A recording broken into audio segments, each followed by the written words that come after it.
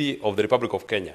Because, Honorable Speaker, when our debt has grown to 11.2 trillion, regardless of the route, as has been spoken about by Senator Mutata, regardless of the route that we've used to arrive to 11.02 trillion of our national debt, Honorable Speaker, and looking at the amount of money that we as a country are expected to pay to service our debt, then it tells you that the sovereignty of this republic is actually at very, very great risk.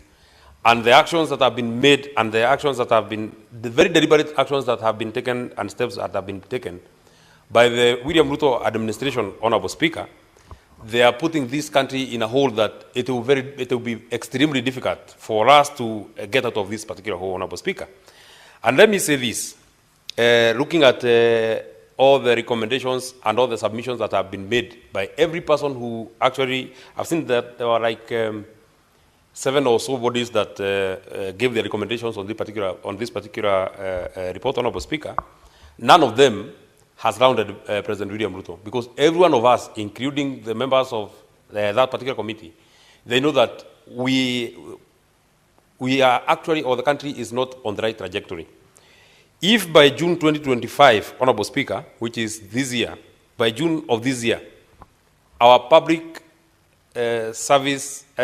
public debt service will be at standing at 1.95 trillion. That will be almost half of the national budget, Honorable Speaker. Because if our budget for the next year will be standing at 4 trillion, Honorable Speaker, and we are spending 1.95 on our on servicing our national debt, Honorable Speaker, it tells you that for almost every 1 shilling that is collected, half of that money will be used for loans, Honorable Speaker. And the Senator Mutata has told you that, especially for the external loans that we get, they are meant or they are supposed to go to capital projects. I would also ask, like Senator Onyonka has asked, what is this hole that never fills, Honorable Speaker? If every year we are paying 1.95 trillion, how comes our national debt does not reduce?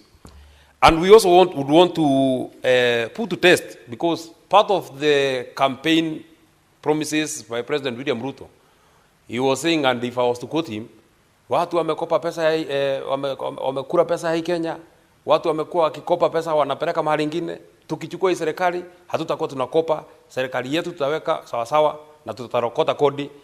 Lakini we need to put that statement to test, Honorable Speaker. In his first year, President Uhuru Kenyatta, since he was sworn in 2013 to 2014, September of 2013 to September of 2014, Uhuru Kenyatta had a debt, or had accumulated a debt of 437 billion. What about our angel who was supposed to correct that particular problem? President William Ruto had accumulated a debt of, in his first 9 months, in his first 1 year, sorry, he had accumulated a debt of 1.2 trillion. And Honorable Speaker, we then need to ask ourselves, because we are not borrowing this money to for any other person, we borrow this money for the people of Kenya. Is it that the quality of life of the people of Kenya has improved since President William Ruto came to power? At least for President Uhuru Kenyatta, when he came to power, maybe you can say that the 437 billion that he had accumulated in debts, Honorable Speaker, in his first year, he was able to make our secondary school education almost affordable and almost free, Honorable Speaker, and that is a fact. Then we need to then put to test